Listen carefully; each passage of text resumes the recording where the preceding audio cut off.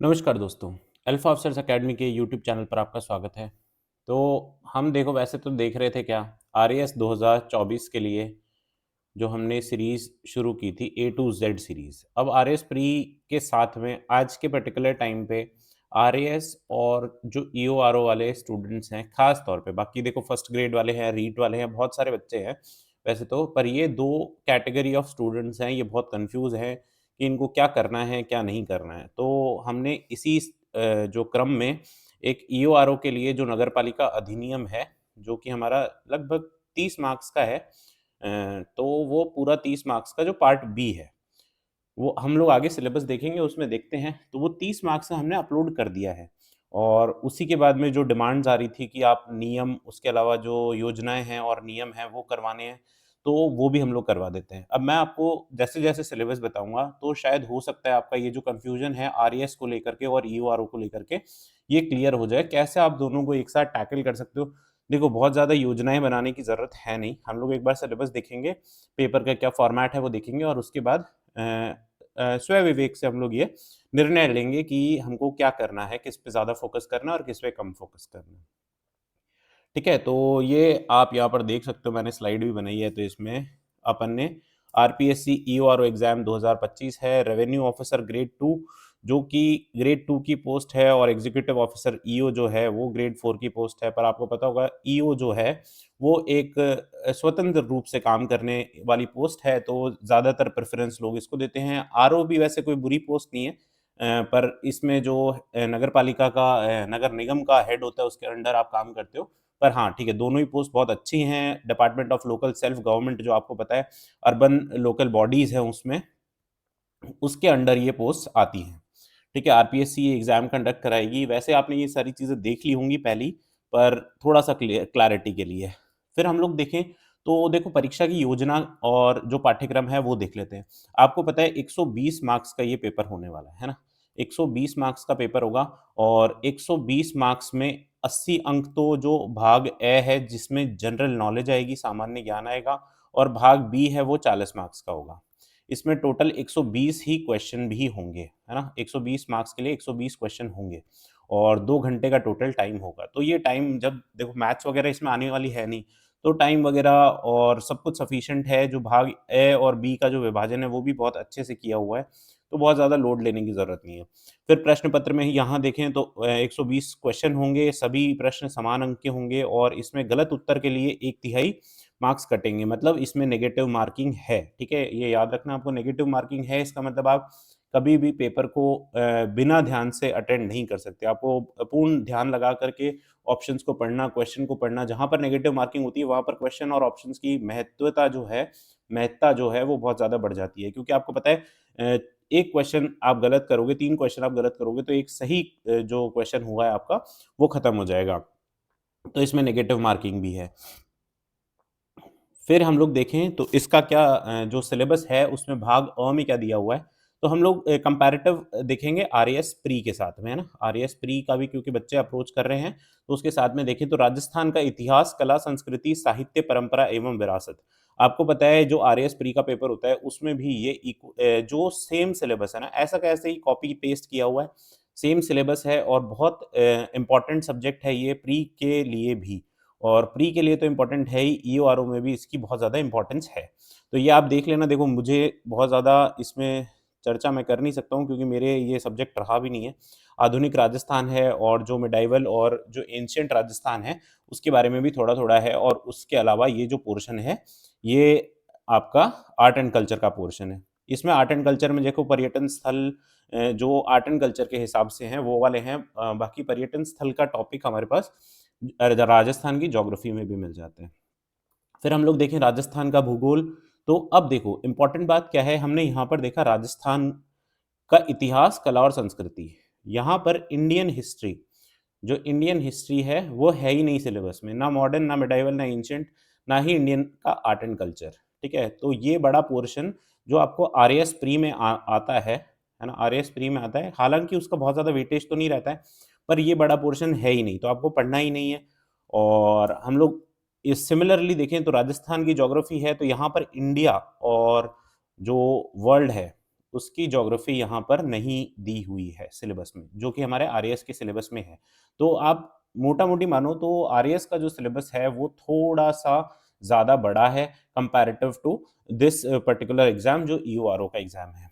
फिर हम लोग देखें राजस्थान का भूगोल है तो उसमें भी सेम ही सिलेबस है, भू आकृति प्रदेश हैं, उनकी विशेषताएँ हैं, जलवायु की विशेषताएँ हैं, प्रमुख नदियाँ, वनस्पति, फसलें, उद्योग, सिंचाई परियोजनाएँ, जनसंख्या घनत्व वृद्धि, साक्षरता ये सब और खनिज, ऊर्जा संसाधन, जैव विविधता, पर्यटन स्थल और परिपथ और खनिज संपदाएँ।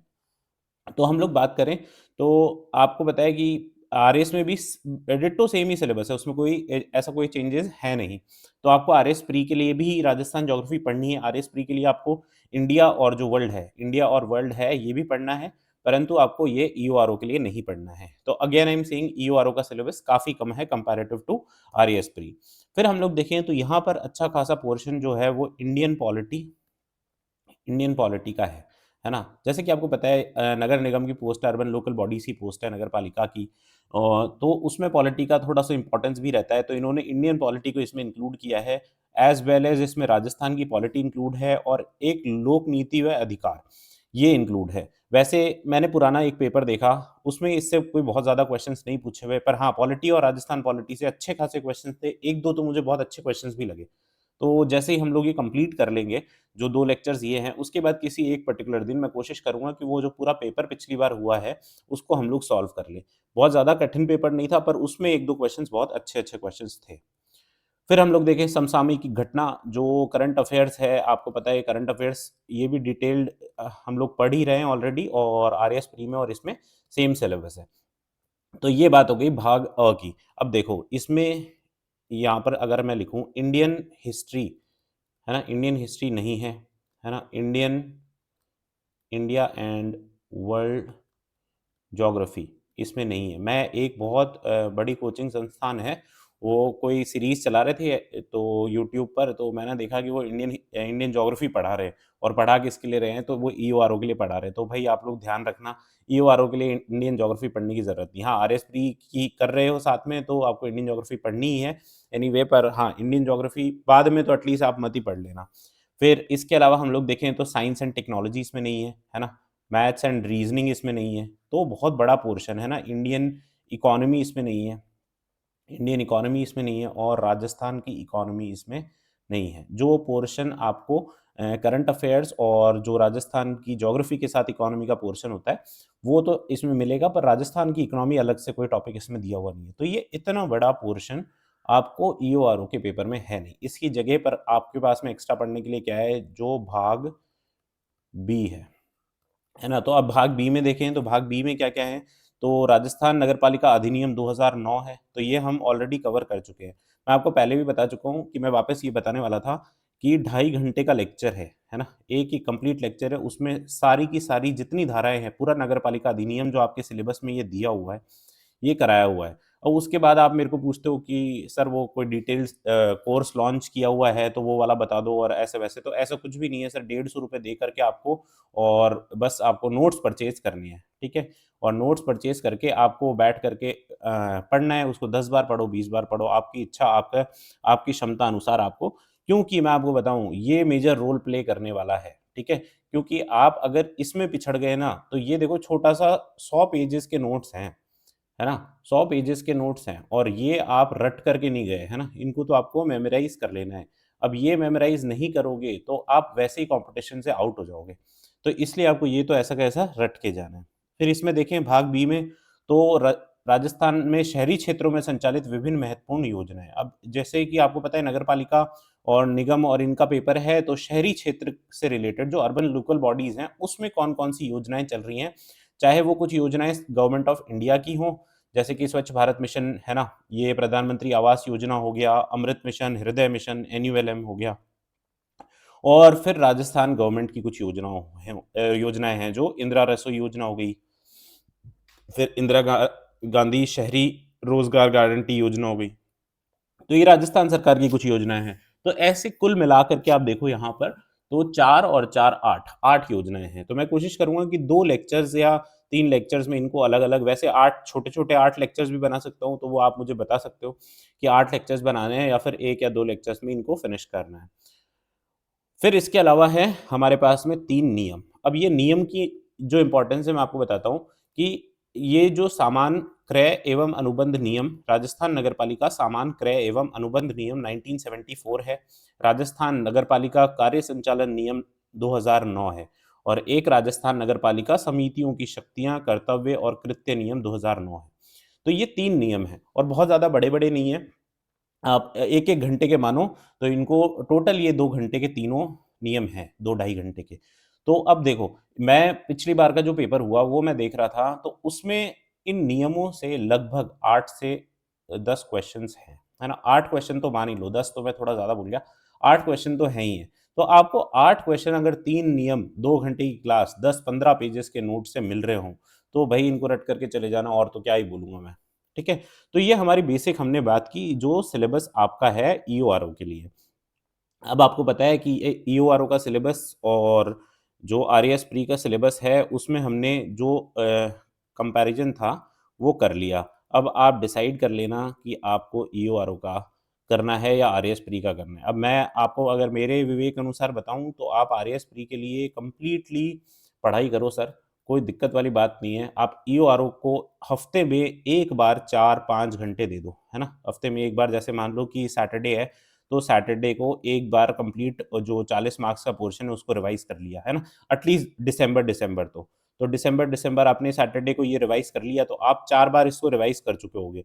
फिर आपने आरएस प्री दिया उसके बाद में आपको 2 फरवरी से लेकर के और 23 मार्च तक आपके पास में टाइम है ना? तो ये टाइम में आपको जो पोर्शन है वो आरएस प्री में आपने पढ़ा हुआ ही है उसको रिवाइज़ करना है और ये जो आपका 40 मार्क्स का पोर्शन है इसका रिवीजन करना है। कुछ टेस्ट वगैरह दो और उस टेस्ट का भी रिवीजन करो, वहाँ पर जो गलतियाँ हो रही है उनको भी देखो, ठीक है? और होगा तो मैं 2 फरवरी के बाद में 23 जो ये वाला पोर्शन है टाइम का, इसमें हम लोग एक बार रिवीजन और जो नगरपालिका अधिनियम है, उसमें कुछ अपडेट्स के साथ में एक बार रिवीजन और भी कर लेंगे, ठीक है? तो ये बात हो गई भई हमारा जो ईओआरओ का सिलेबस और क्या उसमें रणनीति वगैरह कह लो, चाहे कुछ भी कह लो इसको, ठीक है?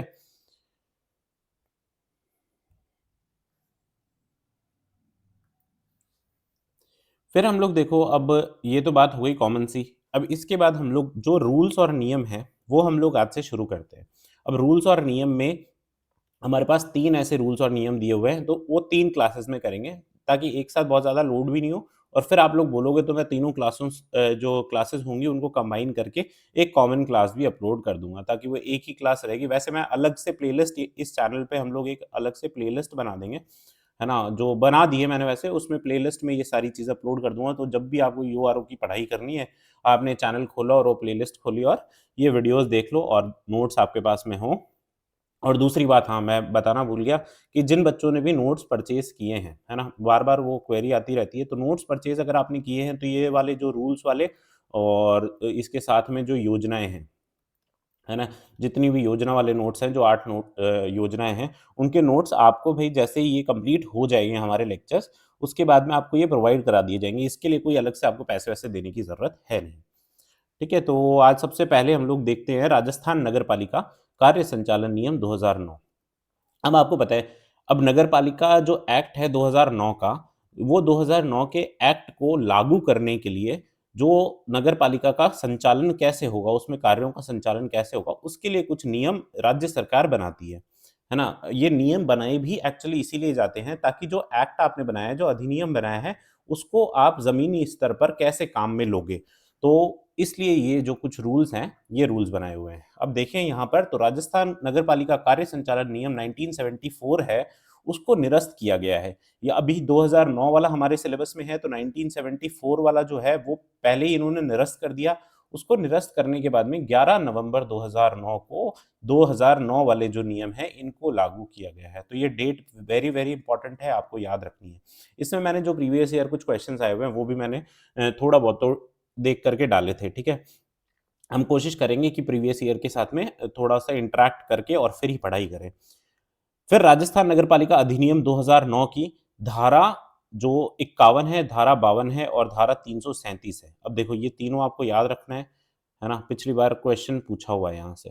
तो राजस्थान नगरपालिका अधिनियम 2009 की धारा 51, 52 और 337 इसके इसके द्वारा प्रदत्त शक्तियों का प्रयोग करते हुए राज्य सरकार द्वारा निम्नलिखित नियम बनाती है राज्य सरकार।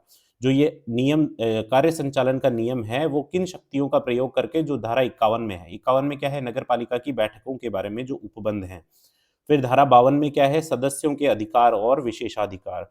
धारा 337 में क्या है? राज्य सरकार नियम तथा आदेश पारित करने की शक्ति।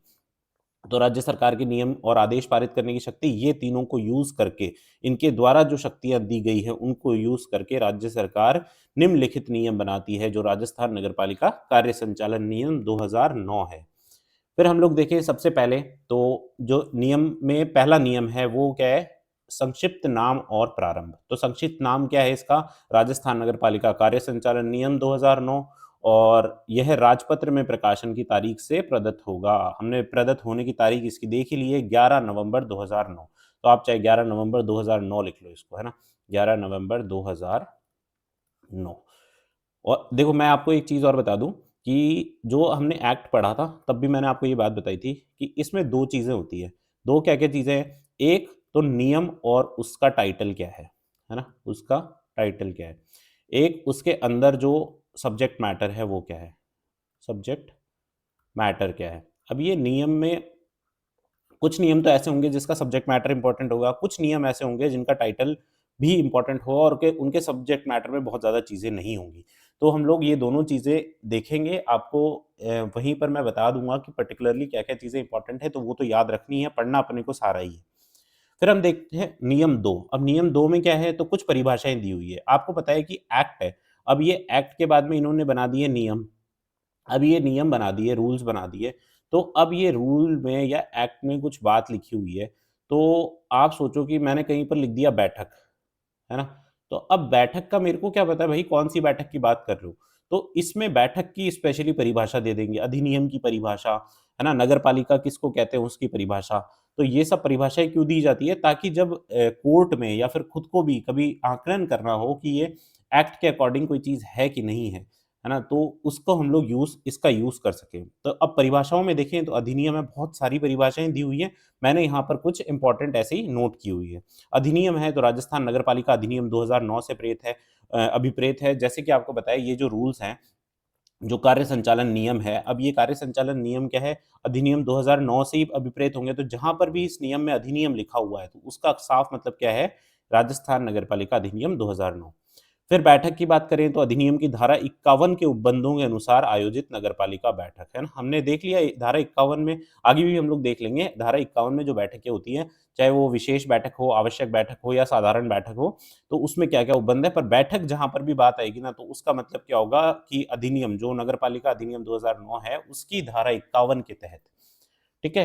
फिर प्रस्ताव की बात करें तो किसी सदस्य द्वारा नगरपालिका के विचारार्थ रखा गया कोई प्रस्ताव या संकल्प, है ना? कोई सदस्य रखेगा नगरपालिका में, तो उस प्रस्ताव को प्रस्ताव कहेंगे इस डेफिनिशन के अनुसार, मतलब इस नियम के अनुसार। इसके अंतर्गत किसी प्रस्ताव का संशोधन भी आता है, मतलब प्रस्ताव या तो प्रस्ताव हो या उसका संशोधन हो, दोनों आएँगे। फिर नगरपालिका की बात करें तो जहाँ-जहाँ नगरपालिका लिखा हुआ है उसका अर्थ है नगर निगम, नगर परिषद तथा नगरपालिका बोर्ड। तीनों कॉमनली ही नगरपालिका कहे जा रहे हैं एक्ट में। फिर पीठासीन अधिकारी की बात करें तो अध्यक्ष या उसकी अनुपस्थिति में उपाध्यक्ष, है ना? या तो अध्यक्ष पीठासीन अधिकारी होगा या अनुपस्थिति में कौन होगा? उपाध्यक्ष होगा। अब दोनों की अनुपस्थिति में कौन होगा? सदस्यों द्वारा चुना गया कोई सदस्य। ठीक है?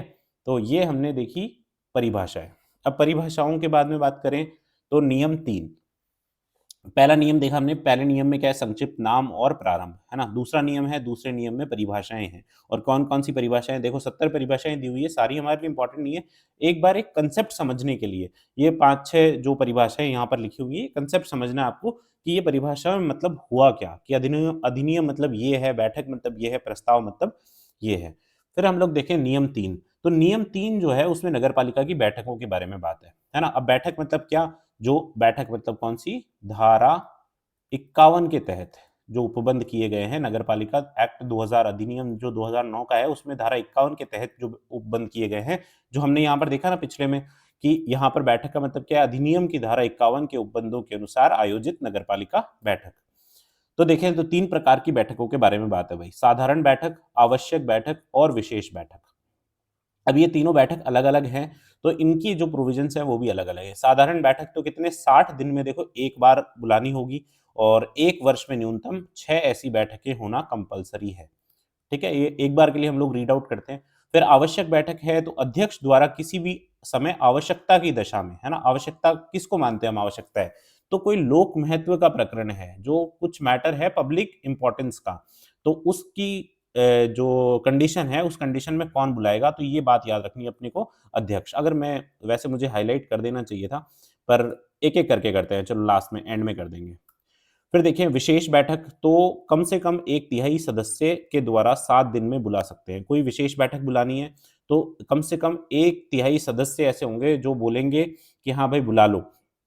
आपने कोई पेपर दिया, बोले विशेष बैठक बुलानी है तो 1/3 सदस्य साइन कर देंगे, तो 7 दिन में ये बुला सकते हैं। अगर ये अध्यक्ष अगर 7 दिन में ये बैठक नहीं बुलाता है, तो क्या है मुख्य नगरपालिका अधिकारी 7 दिवस के पश्चात आगामी 10 दिवस में ये विशेष बैठक बुलाएगा। ठीक है? तो अब हम लोग कितनी चीज़ें हमने देख ली कि एक तो साधारण बैठक होगी भई, है ना? ये एक बार यहाँ से ये यहाँ पे देखो येलो जो पोर्शन है, ये मैंने इसलिए हाइलाइट किया हुआ है कि पिछले एग्ज़ाम में ये कोई क्वेश्चन पूछा हुआ था यहाँ से, है ना? तो मैंने हाइलाइट कर दिया इसको।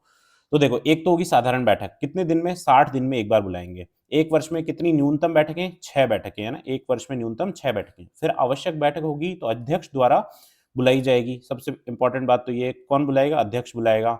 और किसकी दशा में बुलाया जाएगा? लोक महत्व के प्रकरण की दशा में, है ना? कोई मैटर है पब्लिक इम्पोर्टेंस का, तो उस केस में ये आवश्यक बैठक बुलाई जाएगी। फिर विशेष बैठक है, तो विशेष बैठक देखो कम से कम 1/3 जो सदस्य हैं वो हाँ करेंगे, तो 7 दिनों में बुला सकते हैं। बुलाएगा कौन? तो अध्यक्ष बुलाएगा भाई ये भी, है ना? ये याद रखना ये भी अध्यक्ष बुलाएगा। अब अध्यक्ष अगर विशेष बैठक 7 दिन में नहीं बुलाता है, तो जो मुख्य नगरपालिका अधिकारी है, चीफ म्युनिसिपल ऑफिसर है, सीएमओ है या जो आप लगने वाले हो ईओ है, वो बुला लेगा कितने दिनों में? आगामी 10 दिनों में, 7 दिन के बाद में आगामी 10 दिनों में वो विशेष बैठक बुलाएगा। फिर आगे देखेंगे तो साधारणतः नगरपालिका की साधारण बैठक नगरपालिका के कार्यालय में ही आयोजित होगी। तो भाई नगरपालिका को कार्यालय बना के दिया हुआ है, तो बैठक वहीं कर लो और क्या अलग से रिज़ॉर्ट में करोगे क्या? फिर बैठक की अध्यक्षता पीठासीन अधिकारी करेगा। अब पीठासीन अधिकारी कौन होगा? तो हमने पहले ही देख लिया, अध्यक्ष होगा, है ना? यहाँ पर लिखा हुआ है, पीठासीन अधिकारी कौन होगा? अध्यक्ष होगा या उसकी अनुपस्थिति में कौन होगा? उपाध्यक्ष होगा। दोनों की अनुपस्थिति में कौन होगा? सदस्य द्वारा चुना गया कोई सदस्य होगा। तो ये पीठासीन अधिकारी बैठक की अध्यक्षता करेगा।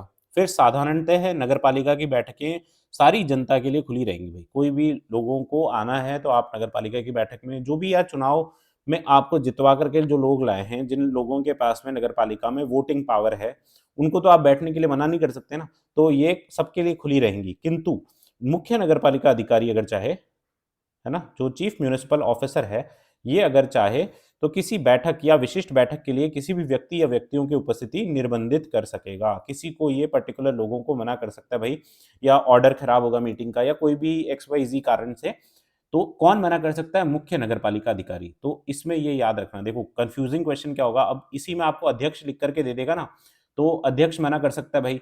तो आप कहोगे ठीक है भाई अध्यक्ष भी मना कर सकता होगा, नहीं, पर अध्यक्ष के पास में ऐसी कोई पावर नहीं है, मुख्य नगरपालिका अधिकारी के पास में ये पावर्स हैं। तो ये हमने देखा नियम 3 बहुत-बहुत इम्पोर्टेंट नियम है, पिछली बार इससे क्वेश्चन भी बना हुआ है और इसमें क्वेश्चन बनने के लिए 10 चीज़ें हैं भी भई, है ना? जैसे मैंने बताया कि ये पिछले वाले इसमें अब इसमें परिभाषाओं में या नियम जो पहला है उसमें कोई ऐसा क्वेश्चन बनने जैसा काम है नहीं, पर जो 3rd नियम है इसमें क्वेश्चन बनने जैसा काम है, तो ये वेरी, वेरी इम्पोर्टेंट लगा देना। और मैं कोशिश करूँगा कि जब आपको नोट्स प्रोवाइड करूँ तो ये मार्क कर दूँ, है ना? जैसे 60 दिन में 1 बार और 1 वर्ष में न्यूनतम 6 आवश्यक बैठक अध्यक्ष बुलाएगा। इसमें 7 दिन में बुलाने में विफल रहता है तो आगामी 10 दिन में कौन बुलाएगा? मुख्य नगरपालिका अधिकारी बुलाएगा। साधारणतः नगरपालिका की बैठक कहाँ होगी? तो नगरपालिका के कार्यालय में होगी। बैठक की अध्यक्षता पीठासीन अधिकारी करेगा और साधारणतः नगरपालिका की बैठकें सभी जनता के लिए खुली रहेंगी। पर कौन निर्बंधित कर सकता है किसी को? मुख्य नगरपालिका अधिकारी कर सकता है, जो सीएमओ है वो कर सकता है। फिर आगे देखें तो नियम 4, तो नियम 4 में क्या है? बैठक की सूचना। बैठक की सूचना, अब आपने कह दिया कि भाई बैठक बुलानी है ना? विशेष बैठक बुलानी है, सामान्य बैठक बुलानी है या आवश्यक बैठक बुलानी है, तो अब उसकी सूचना भी तो भेजनी पड़ेगी लोगों को। जो आपके सीएमओ है, उसको तो पता चल गया, उसने बोल दिया भाई बैठक बुलानी है। अध्यक्ष अध्यक्ष कुछ कुछ बैठकें अध्यक्ष बुला ही रहा है, है ना? तो अध्यक्ष को पता है बैठक बुलानी है, सदस्यों को क्या पता चलेगा? तो देखो, सामान्य या साधारण बैठक है, तो बैठक से 6 दिन पहले आपको ये सूचना देनी पड़ेगी, है ना? फिर आवश्यक बैठक है, तो अध्यक्ष कम से कम 48 घंटे पूर्व, है ना? 48 घंटे पूर्व कौन देगा? अध्यक्ष देगा, ठीक है? फिर विशेष बैठक है, तो मुख्य नगरपालिका अधिकारी कम से कम 48 घंटे पूर्व सूचना देकर बुला सकता है। तीनों बैठकों में आप देख लो, तीनों बैठकों के लिए अलग-अलग प्रोविजंस हैं। अध्यक्ष, इसमें आवश्यक बैठक बुलानी है तो अध्यक्ष कम से कम 48 घंटे पूर्व सूचना देकर बुला सकता है। विशेष बैठक है तो मुख्य नगरपालिका अधिकारी कम से कम 48 घंटे पूर्व सूचना देकर बुला सकता है। फिर इसमें देखें तो इस नियम के तहत समस्त सूचनाएं मुख्य नगरपालिका अधिकारी या उसके द्वारा प्राधिकृत अधिकारी द्वारा हस्ताक्षरित होंगी। जो मुख्य नगरपालिका अधिकारी है, जितनी भी मतलब आप सोचो ना कि आपको बैठक बुलानी है, तो ये आपने एक लेटर टाइप किया, है ना? इसके नीचे साइन कौन करेगा? तो भाई जो सीएमओ है, चीफ म्युनिसिपल ऑफिसर है, मुख्य नगरपालिका अधिकारी है, वो इसको साइन करेगा या फिर उसके द्वारा कोई प्राधिकृत अधिकारी। फिर सूचना मुख्य नगरपालिका अधिकारी प्रत्येक सदस्य को उसके निवास स्थान पर डाक द्वारा या फिर जैसे उचित समझे भेजेगा। तो ये भेजने का काम भी कौन करेगा? तो मुख्य नगरपालिका अधिकारी करेगा। तो ये 2-3 चीज़ें जो इसमें हैं, वो आपको याद रखनी है। ये देखो कन्फ्यूजन कहाँ पर है, जहाँ पर अध्यक्ष और मुख्य नगरपालिका अधिकारी है ना, ये वाला कन्फ्यूजन थोड़ा-सा दूर कर लेना, है ना? बाकी ज़्यादा प्रॉब्लम किसी में आने वाली नहीं है। बैठक, साधारण बैठक बुलानी है तो 6 दिन पहले सूचना, आवश्यक और विशेष बैठक बुलानी है तो 48 घंटे पहले सूचना। पर आवश्यक बैठक बुलाएगा तो अध्यक्ष बुला रहा है भई, तो अध्यक्ष सूचना दे देगा, और विशेष बैठक मुख्य नगरपालिका अधिकारी बुला रहा है तो 48 घंटे पूर्व सूचना देकर बुला सकता है। और ये सूचना भेजेगा कौन और साइन किसके होंगे? तो ये मुख्य नगरपालिका अधिकारी के होंगे। फिर देखिए नियम 5, तो बैठक की कार्यसूची। अब बैठक की कार्यसूची मतलब क्या हुआ कि आप बैठक तो कर रहे हो, है ना? एजेंडा, कार्यसूची मतलब एजेंडा। अब आप बैठक तो कर रहे हो, पर आप बैठक बैठक के लिए आ गए, सारे जने आ गए, 50 जने मान लो, 100 जने इकट्ठे हो गए। अब 100 जने इकट्ठे हो गए, अब सारे चुपचाप बैठे हैं, शांति से बैठे हैं। अब शांति से बैठे हैं तो उसके लिए क्या किया जाए? तो पहले से कोई कार्यसूची तैयार करनी पड़ेगी भई। कार्यसूची मतलब एजेंडा, मतलब क्या हुआ कि आपका क्या टारगेट है, आप क्यों मीटिंग बुला रहे हो? तो वो कार्यसूची तैयार करेगा कौन? तो मुख्य नगरपालिका अधिकारी ये कार्यसूची तैयार करेगा। कौन से विषय इसमें शामिल होंगे? एक तो देखो, मुख्य नगरपालिका अधिकारी की राय में कोई विषय है तो वो शामिल होगा। फिर अध्यक्ष द्वारा विनिर्दिष्ट कोई विषय है तो वो शामिल होगा। फिर सदस्य द्वारा प्रस्तुत संकल्प का भी अध्यक्ष की अनुमति के बाद है। ये वाली इंपॉर्टेंट बात है, आप याद रखना कि कोई सदस्य कह देगा कि यार मेरी बात है ये वाली, तो इसके लिए आप मीटिंग कराओ या फिर ये एजेंडा में शामिल करो। तो ऐसा कर सकते हैं क्या? तो ऐसा कर सकते हैं, पर किस केस में कर सकते हैं? अध्यक्ष की अनुमति के बाद। किसकी अनुमति होगी? अध्यक्ष की, है ना? चीफ म्युनिसिपल ऑफिसर की अनुमति चाहिए क्या? नहीं चाहिए भाई, अध्यक्ष की अनुमति चाहिए। फिर नोट में देखो क्या लिखा हुआ है, जो अध्यक्ष लेखाबद्ध कारण बताते हुए ऐसे संकल्प को अनुमति देने से मना कर सकेगा जो उसकी राय में अधिनियम का उल्लंघन करता हो, तथा अध्यक्ष का निर्णय अंतिम होगा, है ना? जो अगर मान लो किसी सदस्य ने कहा और फिर सदस्य कह रहे हैं कि आप हमारी बात कैसे नहीं मान रहे हो, तो भाई वो बता देगा अधिनियम का उल्लंघन हो रहा है या फिर जो भी कारण होगा, और इसमें अध्यक्ष का जो निर्णय होगा ये अंतिम निर्णय होगा। इसके बाद ऐसा नहीं कि मैं कोर्ट जाऊँगा और ऐसे जाऊँगा और वैसे जाऊँगा, ठीक है? तो अध्यक्ष का निर्णय अंतिम होगा इसमें। तो ये नियम 5। फिर हम लोग देखें नियम 6, तो अब भई बैठक हो गई, बैठक का हमने आयोजन कर लिया, बैठक की सूचना भेज दी, उसके बाद में बैठक का एजेंडा तय कर लिया। ब नियम 6 क्या कहता है? प्रश्न। अब प्रश्न क्या है कि जो क्वेश्चन्स उस बैठक में पूछे जाएँगे, है ना? जो क्वेश्चन्स बैठक में पूछे जाएँगे, उसके बारे में क्या प्रोविज़न्स हैं? तो कोई भी सदस्य नगरपालिका प्रशासन से संबंधित विषयों पर प्रश्न पूछ सकेगा। कौन से विषयों पर? नगरपालिका प्रशासन। नगरपालिका की बैठक है तो भई आप कोई दिल्ली, मुंबई मेट्रो सिटी की बात तो करने नहीं लग जाओगे यहाँ पर, और पॉलिटिकल चर्चा तो करने नहीं लग जाओगे। आपको क्वेश्चन पूछना है किस संबंध में? तो नगरपालिका प्रशासन से संबंधित विषयों पर। फिर अध्यक्ष द्वारा प्रश्न की प्राप्ति पर, प्राप्ति की तारीख से, है ना, 15 दिन में, जो आपने आपको मान लो कि कोई प्रश्न मिला, कोई क्वेश्चन मिला, अब वो क्वेश्चन मिल गया, अध्यक्ष को मिल गया। अब वो जो जिस तारीख को प्राप्त हुआ है ना, जैसे 1 तारीख को प्राप्त हुआ है, तो प्राप्ति की तारीख से 15 दिन में, है ना? मतलब आपको 15 दिन के बाद 15 तारीख तक लिखित उत्तर देना पड़ेगा, है ना? अध्यक्ष द्वारा प्रश्न की प्राप्ति पर प्राप्ति की तारीख से 15 दिन में लिखित उत्तर दिया जाएगा। फिर अध्यक्ष द्वारा इसमें विफल होने पे आगामी जो भी बैठक होगी उसमें उत्तर मौखिक रूप से दिया जाएगा, ठीक है? या तो आप लिखित उत्तर दे दो 15 दिन में, और अगर ऐसा नहीं करोगे तो आगे जो भी बैठक होगी आपको उस सवाल का जवाब, बैठक शुरू करो उससे पहले ही आपको ये पूछ लेंगे कि भाई हमारे सवाल का आपने जवाब तो भेजा नहीं, तो आगामी बैठक में आपको मौखिक रूप से ये उत्तर देना पड़ेगा। तो 15 दिन में तो लिखित उत्तर, उसके बाद में मौखिक उत्तर। है ना, नगर पालिका प्रशासन से जुड़े सवाल पूछोगे आप। फिर नियम 7 देखो, तो अब बैठक है तो बैठक में कुछ घंटपूर्ति भी चाहिए भाई, कोरम चाहिए। अब कोरम क्या हो सकता है? तो कोरम मतलब मिनिमम कितने सदस्य होने चाहिए? तो ऐसे कुल सदस्य संख्या को कम से कम, है ना, 1/3 सदस्य होने चाहिए, है ना? कुल सदस्य संख्या का कम से कम 1/3 सदस्य। मान लो कि 100 सदस्य हैं, तो उसका 1/3 मतलब 33/3, 3 33 मान लो, तो 1/3 सदस्य होने चाहिए। तो ये याद रखना, गणपूर्ति कितनी है? तो 1/3 सदस्य है। फिर हम लोग नियम 8 की बात करें, तो गणपूर्ति की अभाव में बैठक का स्थगित होना। अब मान लो 1/3 सदस्य ही नहीं आए, तो क्या करेंगे? तो बैठक स्थगित कर देंगे। तो उसके बारे में कुछ प्रोविज़न है, यदि बैठक के लिए नियत समय के पश्चात 1 घंटे के भीतर गणपूर्ति ना हो, मान लो 10 बजे बैठक रखी है, तो 11 बजे तक भी अगर गणपूर्ति नहीं होती है, मतलब 1/3 सदस्य नहीं आते हैं, तो बैठक स्थगित हो जाएगी। उसके बाद में क्या है कि अगर यदि उपस्थित सदस्य ये कह दें कि हम लोग 1 घंटा और वेट कर लेंगे, 1 घंटा और प्रतीक्षा करने के लिए सहमत ना हों, तो बैठक स्थगित हो जाएगी। अगर ये कह दें, सहमति दे दें, तो 1 घंटा और रुक जाएँगे, ये 10 से भई 12 रुक गए, है ना? पर अगर सहमत नहीं होते हैं, तो 11 बजे ही भई बैठक स्थगित हो जाएगी। फिर देखें तो पीठासीन अधिकारी उपस्थित सदस्यों की सहमति से ऐसी स्थगित बैठक की अगली तारीख तथा समय घोषित करेगा। अब अगली तारीख घोषित तो करनी पड़ेगी। अगर बैठक को स्थगित कर रहे हो, तो आज वाली बैठक, आज वाला कार्य का जो एजेंडा है, जो कार्यसूची है, ये सब तय हो गया, अब ये आगे कब बातचीत करोगे? तो बोले पीठासीन अधिकारी ये तय करेगा। किसकी सहमति से? जो भी सदस्य उपस्थित हैं, मतलब कोरम नहीं है, मान लो 1/3 नहीं है, पर 5 लोग तो आए होंगे, तो 5 लोगों की सहमति से ऐसी स्थगित बैठक की अगली तारीख ये लोग तय कर लेंगे, ठीक है? तो तय कौन करेगा, ये याद रखना है अपन को यहाँ पे, पीठासीन अधिकारी तय करेगा। फिर देखें नियम 9, तो नियम 9 में क्या है? निर्णय। अब देखो, निर्णय कैसे लिए जाएँगे? बैठक हो रही है भाई, बैठक में कुछ डिसीज़न लेना है आपको, तो वो कैसे लिया जाएगा?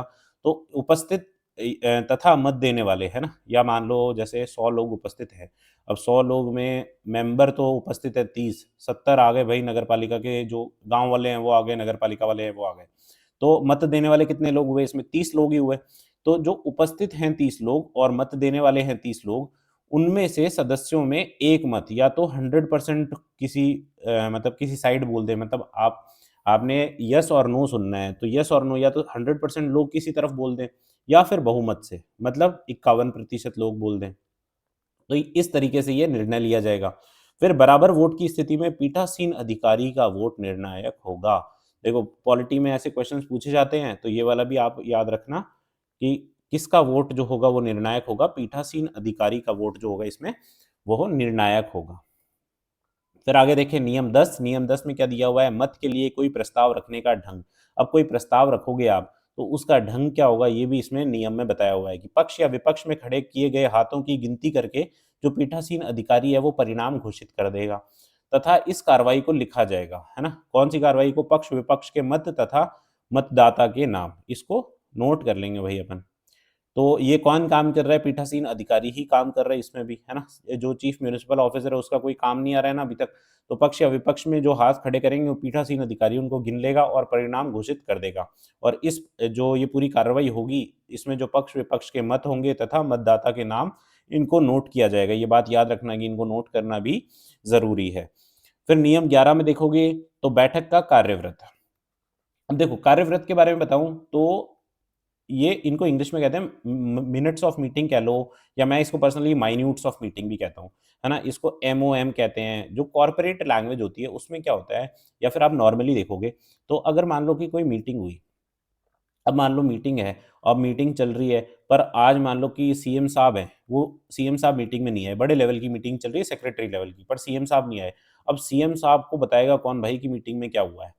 तो सीएम साहब को इनका, मान लो कि इनका कोई प्रिंसिपल सेक्रेटरी या कोई बता देगा, तो प्रिंसिपल सेक्रेटरी जो इनको बताएगा ना, तो वो पूरी पूरी डिटेल बात बतानी पड़ेगी। परंतु इसी जगह पर अगर ये मीटिंग में जितनी बात हुई है, इनका माइन्यूट्स आप प्रिपेयर करो या मिनट्स प्रिपेयर करो, जिसको एमओएम बोल रहे हैं, तो ये सीएम साहब ये एमओएम पढ़ लेंगे। मतलब एक तरीके से मीटिंग में जितनी बातचीत हुई है उसके शॉर्ट नोट्स हैं ये, है ना? तो मीटिंग में जो भी बात हुई है उसके शॉर्ट नोट्स प्रिपेयर करके और वो आप पढ़ा सकते हो, और जिनको पढ़ना है उनको भेज सकते हो, तो वो डायरेक्टली पढ़ लेंगे भाई क्या हुआ है, तो बहुत ज़्यादा टाइम वेस्ट उसमें नहीं होगा। अब देखें जो कार्यव्रत जितना जो भी होगा, माइन्यूट्स ऑफ, ये देवनागरी लिपि में हिंदी में लिखा जाएगा, है ना? लैंग्वेज भी लिखी हुई है। कार्यव्रत मुख्य नगरपालिका अधिकारी, देखें यहाँ पे मार्क कर देता हूँ मैं, मुख्य नगरपालिका अधिकारी के पर्यवेक्षण में बैठक की तारीख से 3 दिवस के भीतर, है ना? 3 दिवस के भीतर सारवान तथ्यों सहित लिखा जाएगा, है ना? सारवान मतलब कि समरी के तौर पे लिखा जाएगा। फिर कार्यव्रत तथा बैठक के निर्णयों में असंगतता नहीं होनी चाहिए। अब भाई इसका फिर मिनट्स ऑफ मीटिंग का मतलब ही क्या हो जाएगा? अगर आप कुछ असंगतता रख दोगे तो मतलब कोई डिस्क्रिपेंसी नहीं होनी चाहिए, कोई ऐसी बात नहीं होनी चाहिए कि मीटिंग में तो यस हुआ था और इसमें आपने जो माइन्यूट्स बनाया या मिनट्स बनाया उसमें आपने नो कर दिया। फिर कार्यव्रत में इस तथ्य को अभिलेखित किया जाएगा कि मुख्य नगरपालिका अधिकारी ने अपने कर्तव्यों की अनुपालना में नगरपालिका जो विधि है, सरकार के आदेश हैं, नियम हैं आदि के अनुसार सलाह दी थी और नगरपालिका द्वारा उस सलाह के अनुकूल निर्णय लिया गया। मतलब अपन जो कार्यव्रत जब लिख रहे हैं तो जो सीएमओ है, अब सीएमओ ने जितनी भी चीज़ें की है या नगरपालिका की बैठक में कुछ चीज़ें तय हुई है, तो वो तय हुई हैं तो वो विधि के अनुसार वो सरकार के आदेश के अनुसार, नियम के अनुसार तय हुई हैं, ये आपको बताना पड़ेगा और नगरपालिका ने भी उस सलाह के अनुकूल ही काम किया है।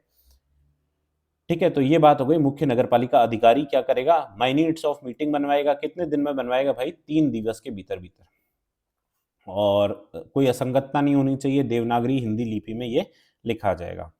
फिर आगे देखें तो बैठक के कार्यव्रत के बारे में और क्या-क्या बातें हैं? मुख्य नगरपालिका अधिकारी जो मैंने बताया, आपने ये शॉर्ट नोट्स तो बना लिए बैठक के, पर ये जो इसकी है ना एमओएम की मिनट्स ऑफ मीटिंग की कॉपी, है ना?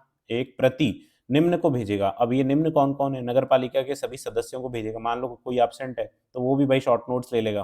फिर निदेशक है स्थानीय निकाय, उनको भेजेगा। क्षेत्रीय उपनिदेशक को भेजेगा। फिर यदि नगर निगम है, तो संभागीय आयुक्त को भेजेगा, है ना? और नगर परिषद और नगर पालिका है, तो इस मामले में जिला कलेक्टर को भेजेगा। ठीक है? तो ये जिन-जिन को सदस्यों को देखो इम्पोर्टेंट है ये 11वां नियम, तो जिन-जिन सदस्यों को ये भेजने वाले हैं, उनका आपको नाम ध्यान रखना है। नगरपालिका के सभी सदस्यों को भेजेंगे, निदेशक जो डायरेक्टर होंगे लोकल बॉडीज़ के, स्थानीय निकाय के, उनको भेजा जाएगा, क्षेत्रीय उपनिदेशक को भेजा जाएगा, जो रीजनल रीजनल डेप्यूटी डायरेक्टर है, उनको भेजा जाएगा और यदि नगर निगम है, तो संभागीय आयुक्त को और अन्य मामलों में जिला कलेक्टर को। फिर यदि मुख्य नगरपालिका अधिकारी की राय में कोई निर्णय अधिनियम तथा राज्य सरकार के आदेश निर्देश के प्रतिकूल है, मतलब मान लो कि सीएमओ कह रहा है कि कोई जो निर्णय है ये इन्होंने ले तो लिया भाई पर ये तो आपकी सरकार ने जो रूल्स बना रखे हैं या फिर जो आपने नियम के अलावा जो आदेश दे रखे हैं उसके प्रतिकूल है, तो जो सीएमओ होगा वो अपना दृष्टिकोण अभिलेखित करेगा और उसके आगे के निर्देश के लिए राज्य सरकार को भेजेगा। ठीक है? राज्य सरकार को भेज देगा कि भई मैंने तो कहा था ऐसे करना है, पर इन्होंने नहीं किया, अपनी मर्ज़ी से इन्होंने काम किया है, तो मैं आपको पहले ही बता देता हूँ। अपनी कोई गारंटी नहीं है फिर, है ना? फिर एमओएम देखो मिनट्स ऑफ मीटिंग जो है वो सीएमओ और उस बैठक के पीठासीन अधिकारी द्वारा हस्ताक्षरित होगी। हस्ताक्षर किसके होंगे भाई? एक तो सीएमओ के होंगे और एक जो उस बैठक का पीठासीन अधिकारी होगा, मतलब अध्यक्ष मान लेते हैं एक बार के लिए अपन, है ना? पीठासीन अधिकारी अपन ने शुरू में देख लिया है वैसे, अध्यक्ष होगा, उपाध्यक्ष होगा या फिर कौन होगा? तो सीएमओ और अध्यक्ष इन दोनों द्वारा ये साइन होगी या फिर अध्यक्ष की जगह आप देखो तो पीठासीन अधिकारी द्वारा साइन होगी। तो ये है नियम 11।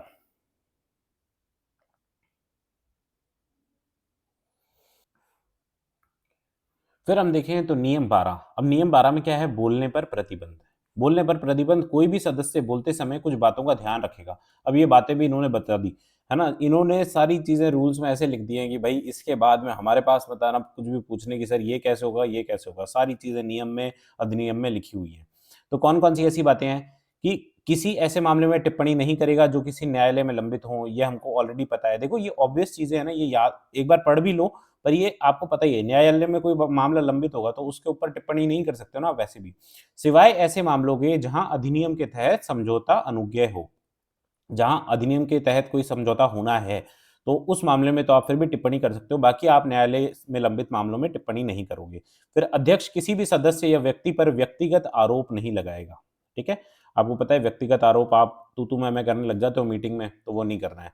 फिर संसद या किसी विधानमंडल या किसी भी नगर पालिका की कार्यवाही के संचालन के बारे में गलत कथनों का प्रयोग नहीं करेगा।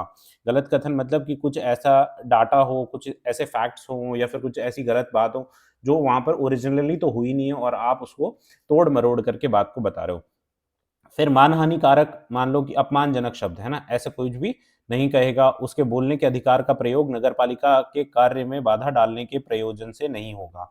मतलब वो बोल रहा है तो वो उसका उद्देश्य यही नहीं हो जाना चाहिए कि भाई मेरा काम क्या है, तो मेरा काम है नगर पालिका के जो कार्य हैं उसमें बाधा डाल देता हूँ। तो ऐसा कुछ भी आपको बोलने की जबरदस्ती जरूरत नहीं है।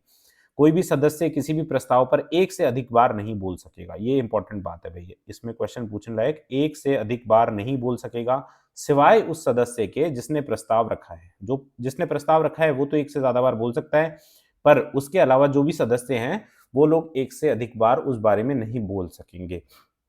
तो ये था हमारा नियम 12। फिर नियम 13 देखें तो भाषणों की अवधि। अब ये भाषण तो दिलवा रहे हो आप, पर इसकी अवधि कितनी होगी, क्योंकि नेताजी तो अगर एक बार बोलना चालू होते हैं तो उनको कोई लिमिट तो है नहीं। तो पीठासीन अधिकारी अपने विवेक अनुसार सदस्यों के भाषण की अवधि निर्धारित करेगा। तो आपको याद रखना है कौन करेगा भाई, पीठासीन अधिकारी करेगा।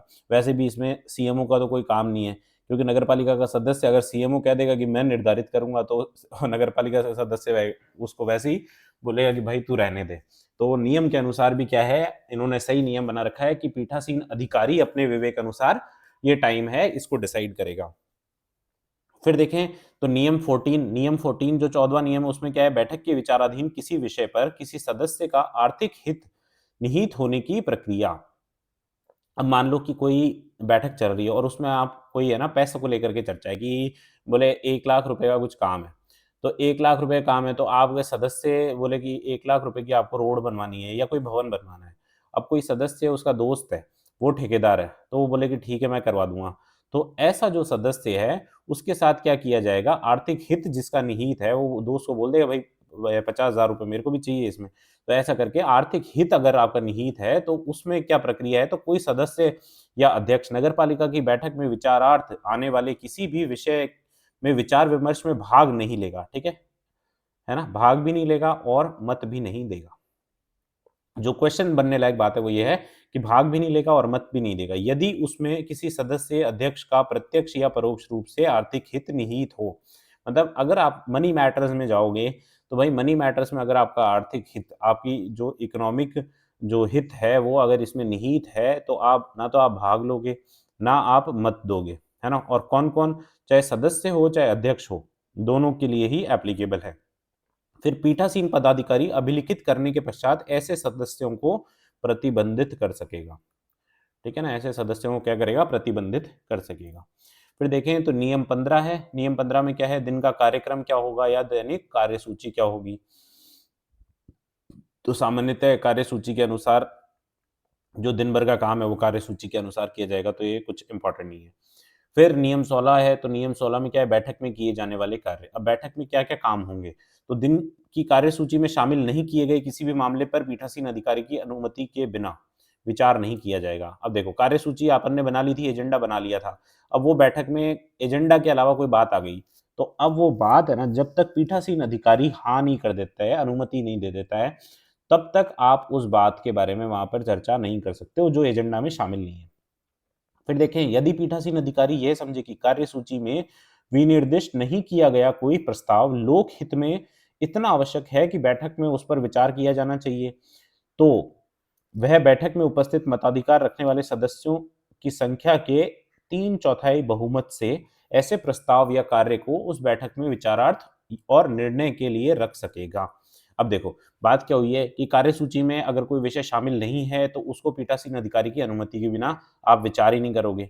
इन केस मान लो पीठासीन अधिकारी जी को ये लग जाता है कि ये तो विषय भाई पब्लिक इंपॉर्टेंस का है, लोकहित में इस बहुत आवश्यक विषय है, तो आप क्या करोगे, तो भी आप खुद के विवेक पर नहीं कि पीठासीन अधिकारी खुद कह देगी हाँ चलो फिर इसको ले लेंगे, तो उपस्थित मताधिकार रखने वाले सदस्यों की जो संख्या है उसका 3/4 बहुमत से ऐसे प्रस्ताव या कार्य को उस बैठक में विचारार्थ और निर्णय के लिए रख सकेगा। तो ये 3/4 बहुमत याद रखनी है आपको। और जो कार्यसूची में शामिल नहीं है उस विषय के बारे में क्या है कि अनुमति के बिना आप विचार नहीं रख सकते। फिर आगे देखेंगे तो नियम 17 है। तो बैठक का निलंबन। अब बैठक का निलंबन कैसे किया जाएगा, तो पीठासीन अधिकारी नगरपालिका की बैठक में उत्पन्न होने वाली व्यवस्था को ध्यान में रखते हुए उसके द्वारा विनिश्चय किए गए किसी भी समय और तारीख तक किसी भी बैठक को निलंबित कर सकेगा। अब बात कितनी सी इंपॉर्टेंट, कौन कर सकेगा, तो पीठासीन अधिकारी कर सकेगा भाई, है ना। किस केस में कोई मतलब उसको ऐसा लग रहा है कि व्यवस्था नहीं है, सही नहीं है, तो वो निलंबित कर सकेगा। कितने टाइम के लिए, तो जो उसको सही लगे ना, विनिश्चय किए गए किसी भी समय और तारीख तक, है ना, जब तक उसको इच्छा हो तब तक के लिए वो उस बैठक को निलंबित कर देगा। फिर नियम 18 है व्यवस्था बनाए रखना। तो जो नगर पालिका है उसकी मीटिंग में पीठासीन अधिकारी का यह उत्तरदायित्व होगा कि वह बैठक में व्यवस्था बनाए रखे और इस प्रयोजन हेतु आवश्यक समस्त शक्तियां उसके पास हैं। और इसमें समस्त शक्तियों में क्या आता है कि इस प्रयोजन हेतु वो पुलिस की भी सहायता ले सकता है भाई, है ना? पुलिस वालों को भी बुला सकता है कि ये लड़ा रहे हैं और ये लड़ रहे हैं, तो अब इनको क्या है कि चुप कराना है, आपको व्यवस्था बनानी है, तो पीठासीन अधिकारी कर सकते हैं। Again the important thing is कि पीठासीन अधिकारी है इसमें। व्यवस्था बनाए रखने का काम किसका? पीठासीन अधिकारी का। उसके पास समस्त शक्तियां होंगी और पुलिस को भी वो बुला सकता है। फिर देखें तो बैठक में नियम 19 क्या है? बैठक में विशेषज्ञों को बुलाने की शक्तियां। तो ये भी अगेन किसके पास होगी? पीठासीन प्राधिकारी जो है सरकार के तकनीकी, विधिक एवं अन्य विशेषज्ञों और स्थानीय अधिकारियों को बैठक में उपस्थित होने और उनकी सलाह लेने के लिए बुला सकेगा। तो वापस से इंपॉर्टेंट बात क्या है? देखो जो जो इंपॉर्टेंट है हम लोग वही वही चीजें देख रहे हैं। बाकी 70 चीजें हैं, 70 चीजें आप करते भी रहोगे। पेपर में मैंने तो पेपर देखो प्रीवियस ईयर क्वेश्चंस देख करके और ये सब कुछ नोट्स प्रिपेयर किए हैं।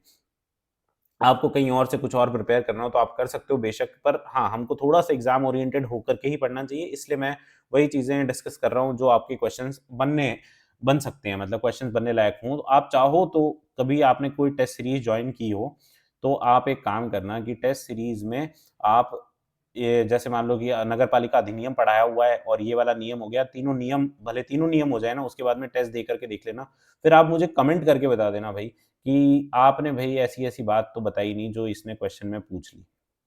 ठीक है, कोई एक आधा क्वेश्चन बहुत अतरंगी कोई बना सकते हैं टेस्ट सीरीज़ वाले, ज़बरदस्ती बच्चों को डराने के लिए कि हम बहुत अच्छी टेस्ट सीरीज़ बना रहे हैं, पर ऐसा कुछ होता नहीं है। आप पिछली बार का तो आप पेपर उठा कर के देख लो ना, तो आपको पता चल जाएगा कि अगर ये पेपर आना है, तो मैं कह रहा हूँ आपको कि वापस से आपके एग्ज़ाम की कट ऑफ 108 नंबर से नीचे नहीं जानी है। 105 तो मान ही लो, 108 भी ज़्यादा हो गया, तो 105 तो मान ही लो। क्योंकि आपको पता है बहुत ईज़ी पेपर आया था और पेपर मतलब पेपर में कुछ है ही नहीं ना बनने जैसा। मैं आपको बता रहा हूँ, मैंने आपको वैसे ही बता दिया। सभी सब्जेक्ट के प्रीवियस ईयर क्वेश्चंस जितने भी ईओ आरओ वाले स्पेसिफिक बात करें तो प्रीवियस ईयर क्वेश्चंस है ना, चाहे हिस्ट्री हो, चाहे आर्ट एंड कल्चर हो, चाहे राजस्थान पॉलिटी हो और इंडियन पॉलिटी हो और राजस्थान की ज्योग्राफी हो, है ना? इतने से तो सब्जेक्ट हैं। 2-3 बार प्रीवियस ईयर क्वेश्चन कर लो, 2-3 बार नोट्स पढ़ लो, इतने में काम हो जाएगा आपका। ठीक है?